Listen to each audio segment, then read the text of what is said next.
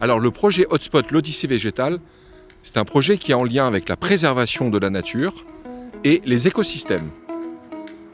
Je suis Frédéric Pautz, le directeur des jardins botaniques de la métropole du Grand Nancy et de l'Université de Lorraine. Le but du projet, qui a commencé en 2020 et qui va durer jusqu'en 2026, est en fait de choisir parmi les 34 hotspots à l'échelle mondiale, les plus emblématiques d'entre eux sur l'ensemble des continents, et donc de malheureusement mettre en avant un certain nombre de menaces qui pèsent sur eux, des déforestations, des dégradations, des espèces exotiques envahissantes qui les perturbent, des changements climatiques, et de montrer enfin toutes les actions entreprises pour la préservation in situ, création de parcs, de réserves, et la conservation ex situ, via des jardins botaniques, des conservatoires botaniques, et les collections, notamment ceux du CCVS, qui participent indirectement à la sauvegarde de la biodiversité. Et c'est un projet qui se fait sous l'égide du CCVS. Et donc pour ce programme, le CCVS est engagé massivement pour cette préservation, mais également le fonds de dotation Rustica, dont Pierre Nesman est ici un représentant.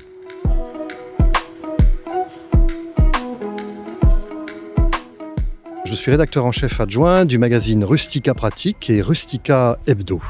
Pour sensibiliser nos lecteurs, on a décidé toutes les 6 à 8 semaines, dans le magazine Rustica, qui est un magazine hebdomadaire, de suivre Frédéric à travers le monde. Et donc, on l'a suivi en Thaïlande, on va le suivre en Amérique du Sud, on va le suivre dans le Caucase, on l'a suivi dans les Seychelles. Et à chaque endroit, il témoigne de ce qu'il voit, des menaces qui pèsent, de la flore.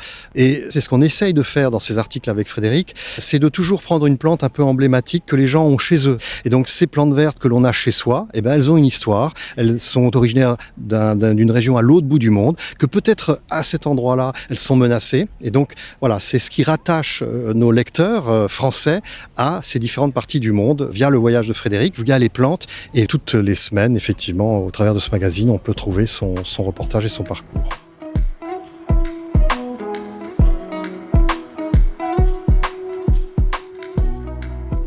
Vraiment formidable, ce rapprochement et ce partenariat entre le CCVS et la Fondation Rustica, et surtout la rencontre, de Frédéric Pautz et de Pierre Nesman. Formidable, en effet, de se rendre compte que les enjeux pour la biodiversité et le patrimoine végétal vivant valent bien de grands voyages. À l'heure où se pose cette question essentielle, primordiale, les plantes sont-elles des objets ou des sujets ?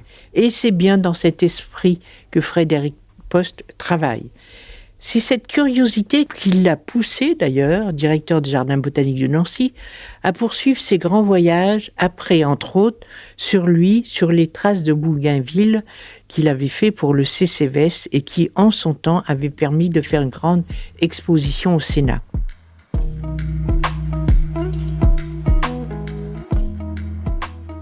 Il y a plusieurs vocations à ce projet Hotspot. Le premier, c'est une rencontre entre scientifiques et agents en charge de la préservation in situ et ex situ. Donc c'est déjà d'aller sur place, c'est ce qui s'est passé, voir les responsables des parcs nationaux et des jardins botaniques. Donc c'est d'échanger sur nos pratiques respectives. Et puis effectivement, pour tout un chacun, c'est derrière la carte postale des Seychelles, c'est de montrer que c'est également des endroits dans lesquels il y a des menaces. Et c'est vrai que le support de Rustica, 100 000 exemplaires vendus par semaine, c'est un très bon vecteur, c'est un des meilleurs qui soit, pour faire effectivement ce travail de sensibilisation auprès des populations françaises. Ainsi, sur ce créneau de la biodiversité en péril, le magazine Rustica témoigne et s'engage. Et c'est ça qui est important. Ces lecteurs nombreux pourront découvrir au fur et à mesure les étapes de cette nouvelle odyssée végétale. La Thaïlande, où comment sauvegarder une nature fragile, a été la première découverte, la Turquie et les Seychelles et son fameux cocotier des mers, ou Cocofès, une vingtaine de kilos, imaginez quand ça vous tombe sur la tête, à cause de sa forme qui est très allusive.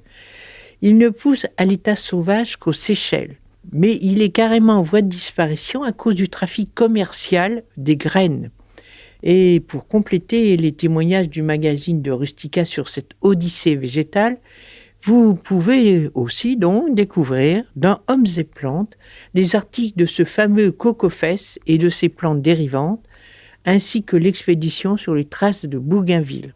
Moi je dis toujours, adoptez le regard du curieux.